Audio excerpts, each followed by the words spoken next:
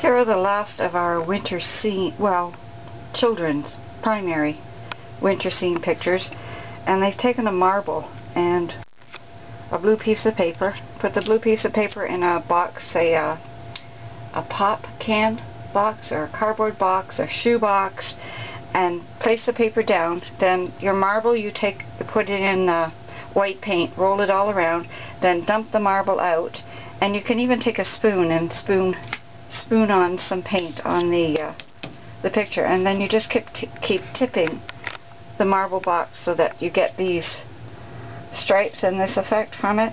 Now what the children have done is they've made a snowman on top of this. That's their background, and they've torn pieces of paper, and these are just pieces of paper that have been torn, like we made some of our other snowmen that we did earlier. And this is another one. This is more like a snowman with the 3 balls and the marble effect background, which you can also do in the spring with many different colors.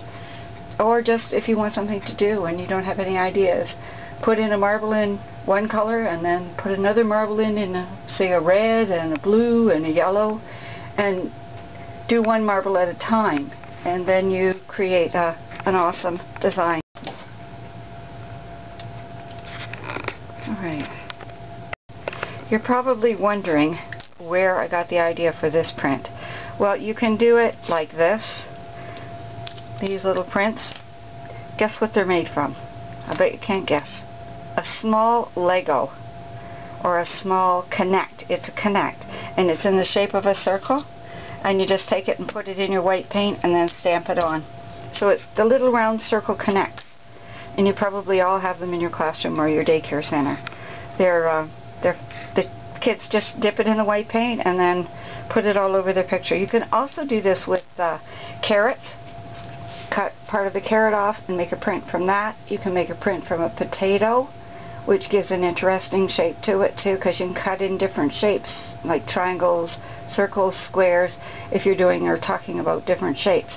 So take your potato and do the same thing. Dip it in your paint and then put it on your background.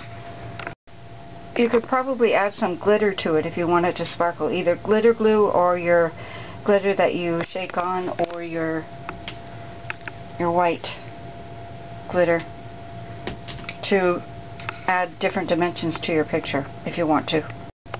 This is our winter wear.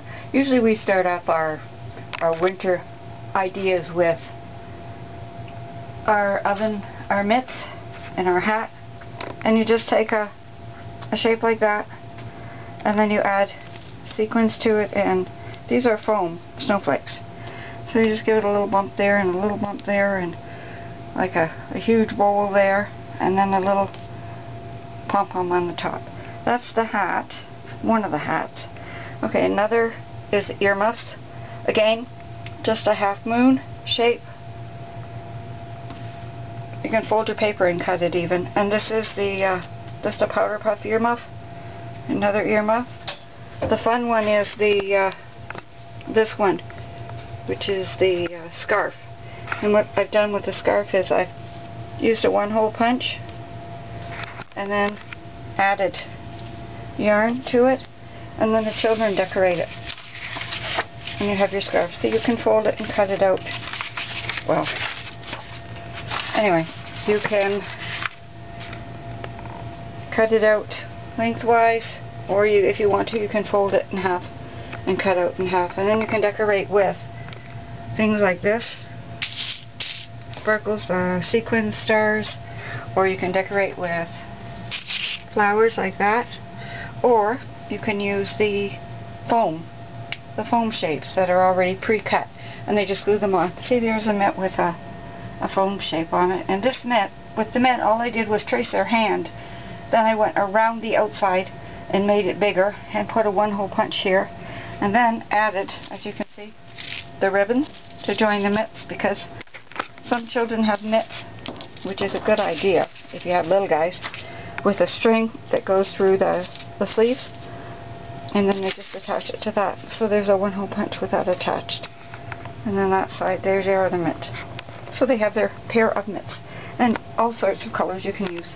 And this up here is, this one was from a coloring book. If they just want to color and decorate, or just use markers on it, they can.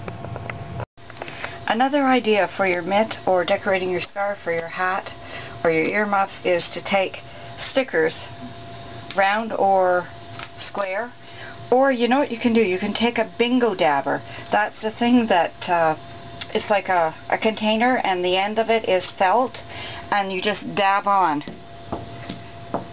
your circles. They love to do that. They have a ball with the bingo dabber, and the different colors like pink, purple, blue, green. It's the kind that the people use when they go to a bingo to dab their numbers so that they can still see through it. Anyway, those are very effective, and the children just love those. Our next snowflake is made from a coffee filter, and this is what you do. You take the coffee filter and you put you can use either markers on it and then spray with a spray bottle.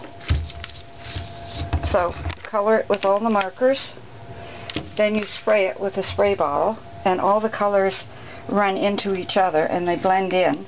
Or you can take an eyedropper and squeeze it, like have a different color, like 3 colors, like red, yellow, blue, your primary colors.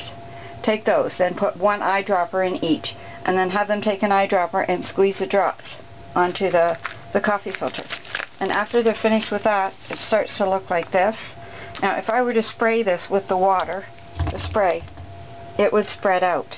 And then they let it dry, and after it dries, you take it and you fold it like this. Okay, I'm ready to fold. Take your circle, like that. Then you fold it in half, like that. Then in half again, and half again, and then this is your folded part. You don't usually cut that folded corner. You can cut the different designs out of the side here, here, and here. And when you open it up, you have an awesome snowflake that you can put on your window, and the sun shines through it, and it looks beautiful. I hope you could see that properly. Okay, these snowflakes were pre-cut by the children and myself, and then we just took tubes like this, like these, of the glitter glue, and then just go around the edge.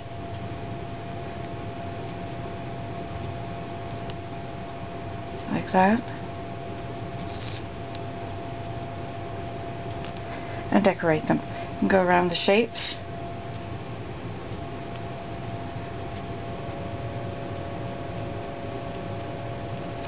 And then once it's dried, it looks great. See, here's some in blue. There's another shape in silver. I don't know if you can see the silver. Here's another silver one. And another one. And more. And I will show you how to do this. I'm sure you probably already know how to fold the paper for